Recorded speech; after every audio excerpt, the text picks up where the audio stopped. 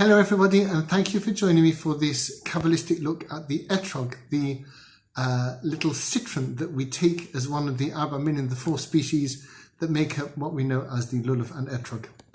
We're going to have a little look at what it means, and the deep understanding of it will hopefully inform our performance of this lovely mitzvah going forward. A person is a microcosm of this world and the next. The brain, which has ideas and thoughts, is like the next world, and the body, with feelings and desires which don't always make sense, is like this world. Desires find manifestation in the heart, which is regarded as the seat of emotion. But we can also bring the clarity of the mind into the heart. And this indeed is our task. We imbibe the Torah into our minds, and we're supposed to bring its truths down into our hearts. Just as the Torah says, V'yadata hayom v'hashivata el levavecha. We have to know the Torah and know God in our minds, and then bring him down into our hearts. So when we shake the Arba Minim, it's quite significant that we keep bringing them back to the heart. We shake them away from ourselves and then back in towards ourselves to where the heart is. And this symbolizes the idea that this mitzvah object, this mitzvah activity, this mitzvah action keeps being brought back to our hearts so that we can learn to embed the beautiful ideas of Torah into our emotions, and from there into the whole body, which is centered on the heart. It is famous in this regard that the etrog represents that heart that we're trying to purify. This is why the halachot, the laws governing the kashrut of the etrog, are so complex and demanding. The etrog is literally the heart of the Arba Minim and requires the most care. But the symbolism goes deeper than this. The etrog is not just representing the heart because of its shape, but also because of the tree on which it grows. We know that trees are a parable for Torah. We sing every Shabbat morning, Eitz Chaim Hi Lamachzikim Ba, that the Torah is like a tree of life for all those who hold on to it. And there's an interesting detail about the creation of trees in the creation story. On its third day, God told the trees to be in such a way that their bark would be like their fruit. But the trees, said the Midrash, rebelled and did not have tasty bark except for the etrog.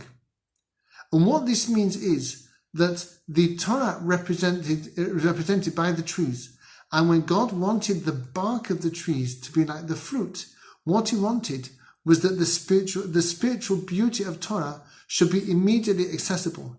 Yes, the fruit of a tree only comes later on, just like the fruit of Torah learning and the fruit of a mitzvah may only come in the next world. But God wanted us to have a taste of that beauty, that spiritual beauty of learning Torah and doing mitzvah right now. So when it says that he wanted the bark of the trees to taste like their fruit, what he meant was that just as the bark of a tree is there all the time, so too, if that bark carries a taste to the person who wants to taste it, likewise, let Torah give us a taste of its spiritual beauty right now, straight away, without us having to wait for the true fruits of Torah to come, as it were, to fruition. In other words, God wanted us to enjoy Torah completely straight away. But when things are in this world, it's not like that. This is why, as it were, the trees rebelled. When you have facts on the ground, when you have spirituality in the physical world, the beauty of that spirituality is not always so apparent. It's not always so accessible. The etrog is referred to in the Torah as a pre-Eitz Hadar, the fruit of a splendid tree, because it comes from a tree, says the Talmud, Sheta'am Eitzo Ofir Shaveh. The taste of its bark and of its fruit is the same. The bark of the etrog tree, it seems, has that same citric flavour as the rind of the etrog, which is where its main taste is. And the etrog tree therefore represents that perfect state of access to the inner joy of a mitzvah, even in this world. And when we can attain that joy of doing a mitzvah, even now in our physical world, that is the true connection of the mind and the heart. That is the fusion of the next world and this world within our bodies. It is the conjunction of two worlds joining together in the microcosm, which is the human being. And that is an amazing thing. And the etrog represents that perfected heart, the heart which has been acted on by the mind, the heart which has made the beauty of Torah its own, even now in this world, even though the true fruit of this world is not going to come until the next world. Thus, the etrog represents the perfected heart, which feels the clarity of the next world even now. It is a great and beautiful thing to have. And in conjunction with the other species, it creates the perfect Abba Minim. Thank you for listening.